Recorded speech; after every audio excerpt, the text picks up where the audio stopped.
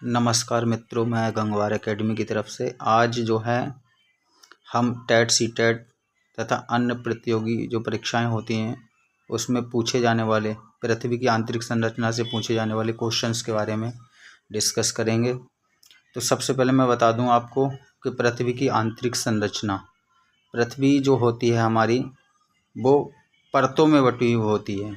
सबसे ऊपर जो होता है वो क्रिस्ट कहलाता है, जिसे हम हिंदी में भूपर्पटी कहते हैं। और ये परत जो होती है हमारी 0 किलोमीटर से 30 किलोमीटर के बीच में आती है। तो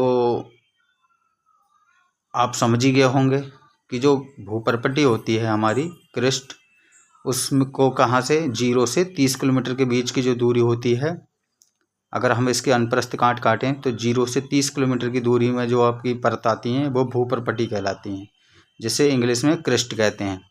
और इसमें कभी कभी ये पूछ लेता है कि जो हमारी क्रिस्ट या भूपर्पटी होती है उसकी दूरी कितनी होती है, तो 0 से 30 किलोमीटर के मध्य होती है।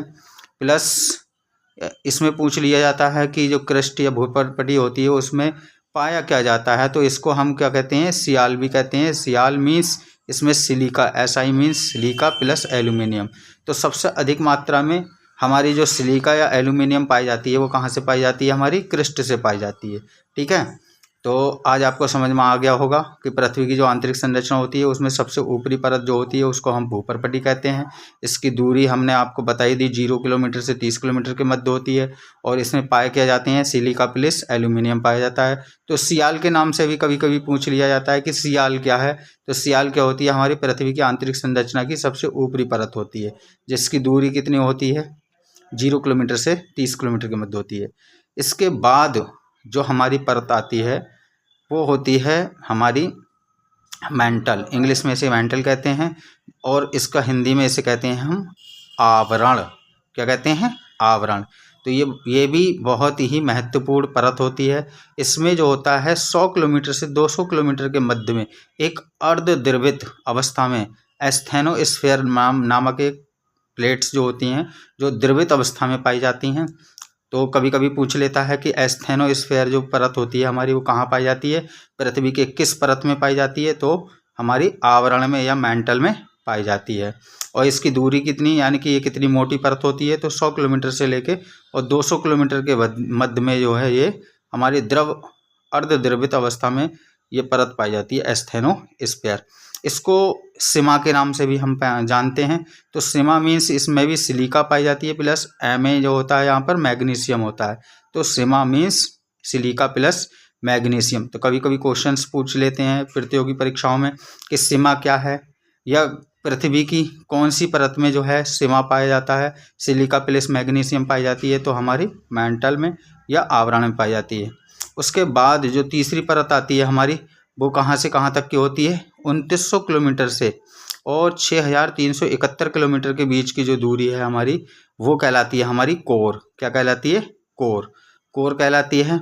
और इसे हम जो है बैरीस्फीयर परत भी कहते हैं। कभी कभी क्वेश्चन आ जाता है कि कोर को दूसरे किसी अन्य नाम से किससे जानते हैं, तो बैरीस्फीयर परत के नाम से भी जानते हैं।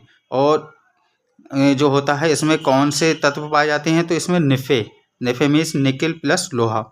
तो आज आपको पता चल ही गया होगा कि जो हमारे पृथ्वी की आंतरिक संरचना है वो कितने भागों में हमने इसको बांटा है। अगर क्वेश्चंस में आता है, हिंदी में आता है, तो इसे भूपर्पटी, आवरण और कोर के रूप में, और नाम के अगर आता है इंग्लिश में तो इसे क्रस्ट, मेंटल और कोर के नाम से जानते हैं। और कभी कभी क्वेश्चन आ जाता है कि एस्थेनोस्फीयर कहाँ जो परत होती है वो कहाँ पाई जाती है, अर्धद्रवित अवस्था में जो होती है वो आपकी मेंटल में पाई जाती है। दूसरा, कोर को हम जो है किस अन्य नाम से जानते हैं, तो बैरीस्फीयर परत के नाम से भी। अन्य जो है, जो हमने अभी आपको ऊपर बताया था कि एस्थेनोस्फीयर, इसके बारे में थोड़ा सा डिटेल में समझ लेते हैं।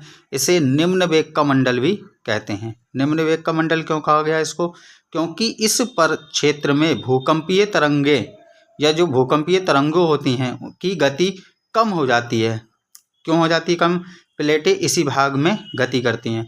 और आपको मैं बताते चलूं कि जो हमारी पृथ्वी के अंदर जो प्लेटें पाई जाती हैं, जो परतें पाई जाती हैं, वो जो होती हैं, क्या होता है, इसी भाग में, कौन से, एस्थेनोस्फीयर में, इसी भाग में जो है गति करती हैं। समझ में आ गया होगा आपको एस्थेनोस्फीयर क्या है। ठीक है, इसकी दूरी कितनी होती है, 100 किलोमीटर से 200 किलोमीटर के मध्य होती है। ठीक है, और इसको क्या है, निम्न वेग का मंडल भी कहते हैं। सही है, आगे हम चलते हैं। पृथ्वी की आंतरिक परतों में पाए जाने वाले तत्व।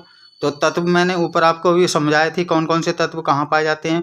तो भूपर्पटी जो होती है या क्रस्ट जो होती है में सबसे अधिक मात्रा में क्या पाई जाती है, ऑक्सीजन पाई जाती है। क्या पाई जाती है, ऑक्सीजन पाई जाती है। और पृथ्वी के सबसे अधिक मात्रा में पाए जाने वाला तत्व, अगर पूछता है आपसे कि पृथ्वी पर सबसे अधिक मात्रा में पाया जाने वाला तत्व कौन सा है, तो वो है लोहा है। कौन है, लोहा है। और जो सबसे अधिक मात्रा में कहाँ पाया जाता है, कोर में पाया जाता है, कोर में। ठीक है, संपूर्ण पृथ्वी का जो आयतन है, कभी कभी जो होता है पूछ लेता है, जो क्रस्ट होता है वो संपूर्ण पृथ्वी का कौन सा आयतन का कौन सा भाग है, तो 1% जो होता है क्या होता है, क्रस्ट या भूपर्पटी होती है। तथा 83% जो होती है मेटल होती है, आवरण जिसे कहते हैं। और 16% जो होती है इसका कोर बनाती है। ठीक है, तो क्वेश्चंस बन जाते हैं कि पृथ्वी पर सबसे अधिक मात्रा में पाया जाने वाला तत्व तो लोहा, और संपूर्ण पृथ्वी का आयतन का जो क्रस्ट या भूपर्पटी होती है वो संपूर्ण पृथ्वी के आयतन का कितना % है, तो 1% होता है।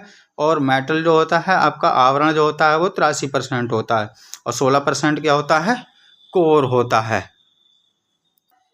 तो इस चीज़ को हम ऐसे भी समझ सकते हैं कि संपूर्ण पृथ्वी का जो आयतन है वो क्रस्ट के रूप में कितना है, 1% है। मेटल के रूप में कितना है, 83% है। और कोर के रूप में कितना है, 16% है। तो यहाँ से बहुत सारे क्वेश्चंस बनते हैं आपके, जो आपको मैं समझता हूँ कि समझ में आ गए होंगे। बढ़ती हुई गहराई के साथ अगर हम पृथ्वी में नीचे गहराई में जाएं तो जाने पर प्रत्येक 32 मीटर जाने पर जो टेम्परेचर होता है, जो ताप होता है, उसमें क्या होता है, 1 डिग्री सेल्सियस की वृद्धि होती है। समझ में आ गया।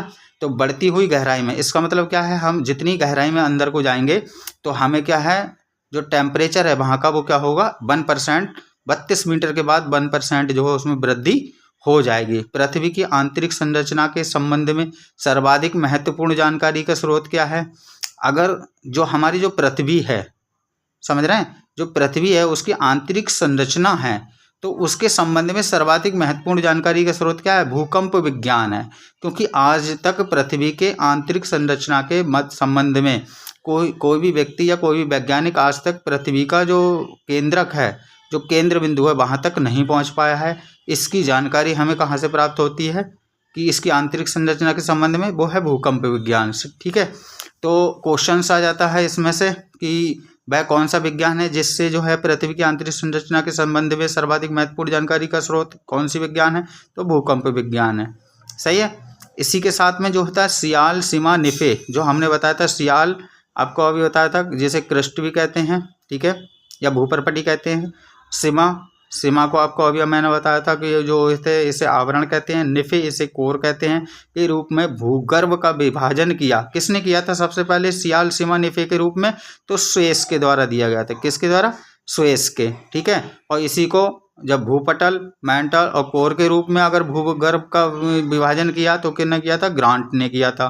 किसने किया था, ग्रांट ने। तो ये क्वेश्चंस आ जाते हैं, अगर सियाल, सीमा, निफे के रूप में अगर भूगर्भ का विज्ञान का विभाजन किया किसने किया, तो सुएज ने। और भूपटल या भूपर्पटी, मेंटल और कोर के रूप में भूगर्भ का विभाजन किसने किया, तो ग्रांट ने किया था।